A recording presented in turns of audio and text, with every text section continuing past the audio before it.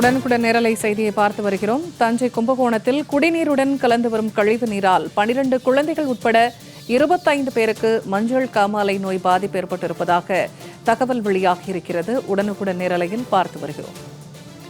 கும்பகோணத்தில் குடிநீருடன் கழிவுநீர் கலந்து வருவதால் குழந்தைகள் உட்பட 25 பேருக்கு மஞ்சள் காமாலை நோய் பாதிப்பு ஏற்பட்டிருப்பதாக அண்மை தகவல் வெளியாகியிருக்கிறது. குடிநீருடன் கழிவுநீர் கலந்து வருவதால் தான் மஞ்சள் காமாலை நோய் தொற்று ஏற்பட்டதாக அப்பகுதி மக்கள் குற்றம் சாட்டியிருக்கிறார்கள். கும்பகோணம் மாநகராட்சியிடம் தொடர்ந்து புகார் அளித்தும் எவ்வித நடவடிக்கையும் எடுக்கப்படவில்லை என்று கும்பகோணம் பகுதி மக்கள் வேதனையுடன் குறிப்பிட்டிருக்கிறார்கள். இது தொடர்பான கூடுதல் தகவல்களை தருகிறார் செய்தியாளர் தமிமுன் அன்சாரி.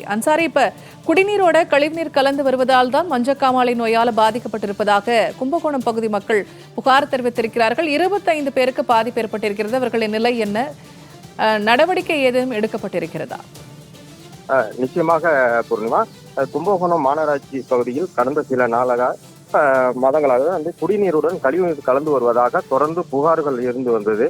இந்த நிலையில் கும்பகோணம் 5ஆம் வார்டு பகுதியான மாதா கோயில் தெரு மற்றும் KMC நகர் ஆகிய பகுதிகளில் குடிநீருடன் கழிவுநீர் கலந்து வந்த நீரை அருந்திய 12 சிறுவர்கள் உட்பட 25க்கும் மேற்பட்டவர்கள் மஞ்சக்காமாலை நோய் பாதிக்கப்பட்டு நோய் தொற்று ஏற்பட்டுள்ளது.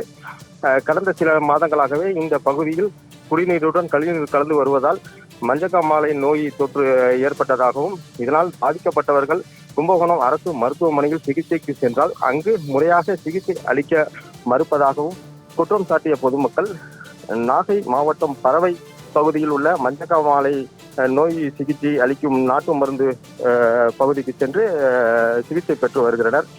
மேலும் சிலர் தனியார் மருத்துவமனையில் சிகிச்சை பெற்று வீடு திரும்பியுள்ளனர்.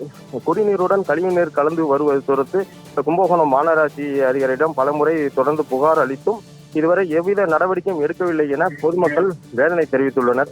இதனிடையே மஞ்சக்காமாலை நோய் தொற்று பாதிக்கப்பட்டுள்ள பகுதியில் நேற்று மாநகராட்சி சுகாதாரத்துறை அதிகாரிகள் முகாம் அமைத்து மருத்துவ பரிசோதனை செய்ததாக கூறப்படுகிறது.